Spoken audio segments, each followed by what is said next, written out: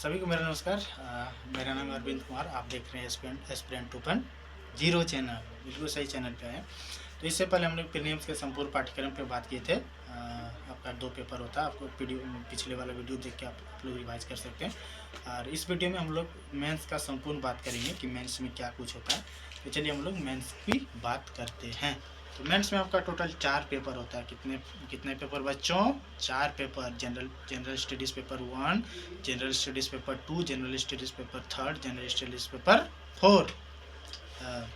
तो हर सबका अलग अलग सिलेबस है, अलग अलग उसमें पढ़ना पड़ता है। बाकी आपका एसए का पेपर होता है, आपका ऑप्शनल का पेपर होता है। तो हम लोग कहाँ बात कर रहे हैं? GS paper 4। तो हम लोग सबसे पहले वो 4 पेपर को देखते हैं। जो आपका जनरल स्टडीज़ पेपर 1 है, उसमें आपका पूछता है भारतीय विरासत यानी art and culture, Indian and world geography, विश्व का इतिहास और इंडियन सोसाइटी यानी आजकल समाज में देखते हैं विभिन्न सारी घटना घट रहा है, वाई रीजन, यही सब। तो सबसे पहले हम लोग जनरल स्टडीज़ पेपर 1 में क्या पूछता है? सामान्य पेपर 1 में आर्ट एंड कल्चर, विश्व का इतिहास एवं भूगोल एंड इंडियन सोसाइटी। यह क्या होगा आपका जीएस पेपर 1। अब हम लोग जीएस पेपर 2 की बात करते हैं। तो इसमें आपका तो शासन व्यवस्था, संविधान, शासन प्रणाली, सामाजिक न्याय तथा अंतर्राष्ट्रीय संबंध। यही हम लोग इंटरनेशनल रिलेशन में प्रारंभिक परीक्षा के फर्स्ट पॉइंट में हम लोग बात किए थे साथियों। यही आपका जनरल स्टडीज़ पेपर 2 में है, शासन व्यवस्था, संविधान, शासन प्रणाली, इंडियन सोसाइटी। और इसमें क्या है? सोशल जस्टिस तथा इंटरनेशनल रिलेशन। ये पढ़ना होता है आपको जनरल स्टडीज़ पेपर 2 में। और बाकी जनरल स्टडीज़ पेपर 3 में बात करें तो इसमें साइंस एंड टेक्नोलॉजी पढ़ना पड़ता है। इंडियन इकोनॉमी का आपको मेंस लेवल पे पढ़ना पड़ता है और प्रीलिम्स में पढ़ना पड़ता है। इसमें बायोडाइवर्सिटी होता है, इन्वायरमेंट एंड आपका आपदा प्रबंधन। सपोज दैट आप किसी ज़िले के डीएम कलेक्टर बन जाते हैं और आपके ज़िले में बहुत बड़ा हादसा हो गया, तो आप उस मामले को कैसे हैंडल करें, इसी दृष्टिकोण से आपका जो जनरल स्टडीज़ पेपर 3 उसमें जोड़ा गया आपका डिजास्टर एंड मैनेजमेंट, आपदा प्रबंधन।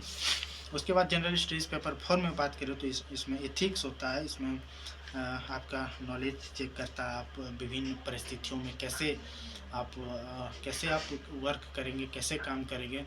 सपोज दैट बात करें तो आप कलेक्टर बन के जाते हैं अपने डीएम ऑफिस में और आपके वहाँ के जो एमएलए या जो मंत्री है आते हैं आपको कुछ बड़े रकम पैसे देने के, और आपको अपनी तरफ आपका जो मनी स्थिति है उसको अपने काबू में करना चाहता, तो आप उस सिचुएशन में आप उसको कैसे हैंडल करते हैं, ये होता है आपका एथिक्स विषय में। आपका जो यूपीएससी देखना चाहता है वो आपका देखना चाहता है इंटीग्रिटी की, या बच्चा जो है कि कितना विभिन्न परिस्थितियों में कैसे हैंडल करेगा। तो ये रहा। बाकी इसमें नीति शास्त्र, सत्यनिष्ठा, अभिरुचि, आपको किस चीज़ की और अभिरुचि है। बाकी इसमें ऑप्शनल बहुत सारा होता है, आप संस्कृत, ज्योग्राफी जो भी ले सकते हैं। ऑलमोस्ट देखें तो यूपीएससी में जितने भी हिंदी मीडियम का है वो अपना हिंदी साहित्य लेता है, ज्योग्राफी ऑप्शनल। बाकी ऑप्शनल में आपको भी 2 पेपर देना होता है। तो हम लोग 4 पेपर बात कर लिए, general studies paper 1, general studies paper 2, general studies 3, general studies 4। उसके बाद हमने क्या बात की? ऑप्शनल में कितने पेपर होते हैं बच्चों? फटाक कमेंट करके बताओ कितने बच्चों? 2 पेपर होता है। ये हो गया आपका ऑप्शनल।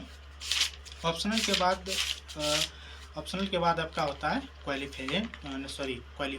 क्वालिफाइंग पेपर, जो कि 2 पेपर होता है, हिंदी एंड इंग्लिश। ये कंपलसरी होता है। इसमें आपको 33 नंबर लाना होता है। इसलिए यह पेपर सबको कंपलसरी होता है, कोई भी सबको पास करना होता है, नहीं तो आपका पेपर चेक नहीं होगा सारे मेंस का। ये आपका क्वालिफाई। और साथ ही एक पॉइंट बताना भूल गया था, आपका जो प्रारंभिक परीक्षा में जो जनरल स्टडीज़ पेपर 2 होता है, सिविल सर्विस एप्टीट्यूड, वो भी पेपर क्वालिफाइंग होता है 33%, यानी कि टोटल 6-7 पॉइंट कुछ नंबर लाना पड़ता है। बाकी चलिए इसी वीडियो में हम लोग इंटरव्यू की बात कर लेते हैं। जब आप प्रीलिम्स मेंस आप लोग क्वालिफाई कर लेते हैं तो आप अपेयर होते हैं इंटरव्यू के लिए। अगर आप इंटरव्यू में लेते हैं तो आप झंडा गाड़ देते हैं, भैया IAS IPS बन के एकदम खूब मचाइए मोहल्ला में ताबड़तोड़। बाकी मिलते हैं हम लोग अगले वीडियो, जो भी टॉपिक पे आपको वीडियो चाहिए बताइएगा। जय हिंद।